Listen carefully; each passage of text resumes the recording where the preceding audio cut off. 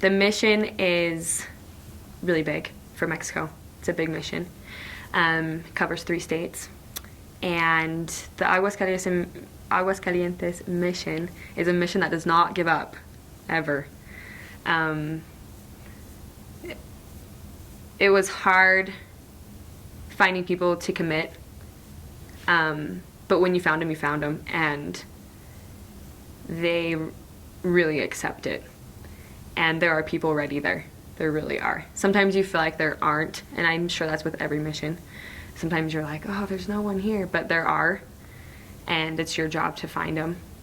And I would say the mission is, it's a mission that doesn't ever quit, regardless of what happens in the mission. My president was very good with us and very positive, and same with our leaders. And the Aguascalientes mission it's the best mission. It's the best mission because it was my mission. My president always said that. And it's what you make it. So, but that mission's a fighter. It's a fighter mission. And it just keeps going. And it won't ever stop. And the Lord is assisting, or we're assisting the Lord, in his work. And the missions are really fun. It's a very focused mission. And very, my president was strict, but strict in his counsel. He was like a father, telling us what to do, but telling us to do it for, using our own agency. Does that make sense? So he counseled us in what to do and encouraged us to do that. Never made us do anything, right? But he was just like a father. He just counseled us all the way through. And you could talk to him at any time.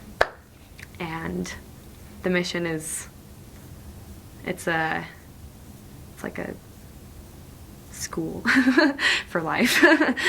And so I would say that the Aguascalientes mission is like that. And it has really hardworking missionaries. And that they're there to find the people that are searching for the gospel. So my first area I served in was actually the area of the mission home. It was called Colinas, and I was in Colinas Dos, or I guess I was in both for a little bit, but Colinas Uno. And then and that area was kind of like a suburb area of Mexico.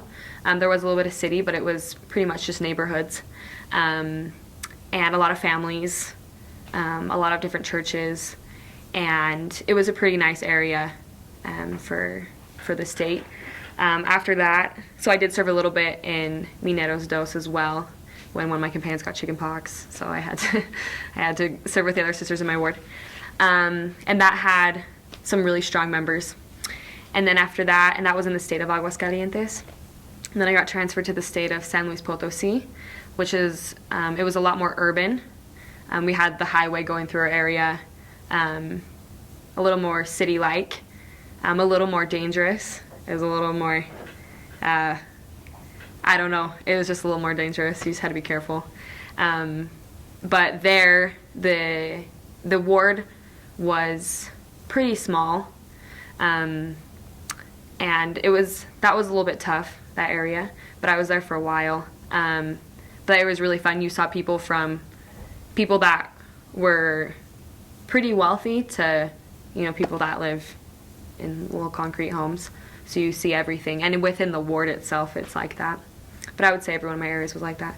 And then that area was so fun. I loved that area, and I was there for a while. And we had to switch houses meanwhile, and it was good. And we walked to church every Sunday, and there were multiple wards there, same in Aguascalientes. And then after that, I got transferred to Mineros in Zacatecas. I love Zacatecas. I was there for about 8-9 months, my mission. There are a lot of mountains there, and just a lot of random houses just like sprinkled all over the mountains. A lot of hills, we would run in the morning to try and get used to the all the ups and downs. Because every morning we have to climb this giant hill, like to get up like past our house, and it would just like kill you sometimes. But I love that area. It was actually really cold there too.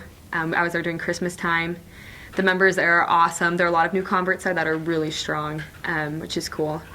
And I would say something interesting about Zacatecas is at one point there were a lot of members that were getting baptized. And then after that, it kind of like slowed down a little bit. And there were a lot of like less active members and stuff. But it's picking back up.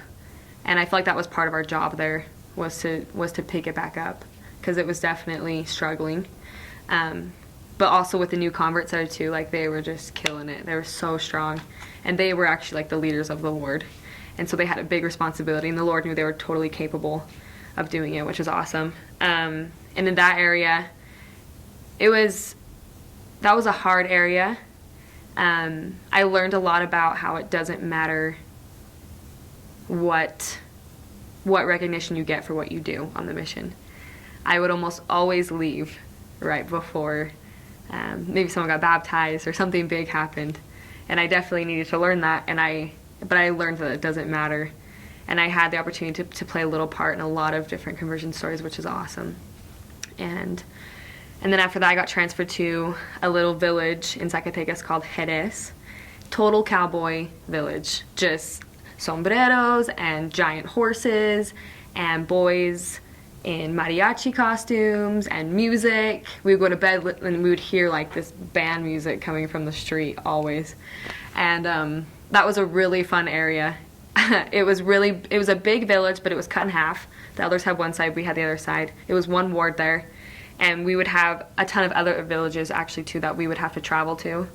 If there was a ton of work there, we would travel and then come back.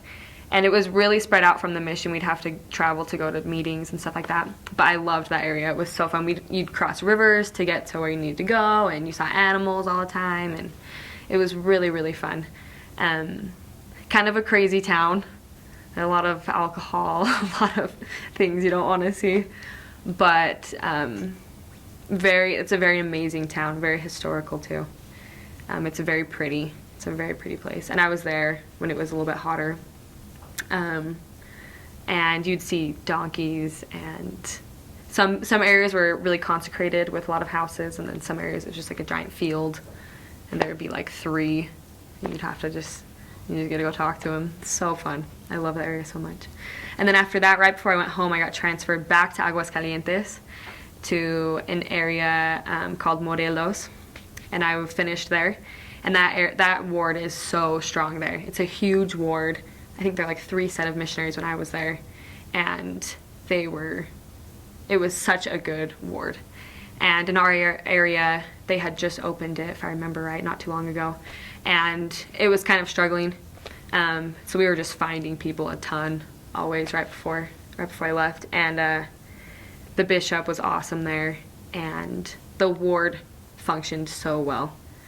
And after being in some other wards that we were kind of helping put back the pieces together, after being in Morelos, I was like, oh my gosh, like, we're gonna be fine. There are members that are just on top of things, and when they work together, it makes a huge difference.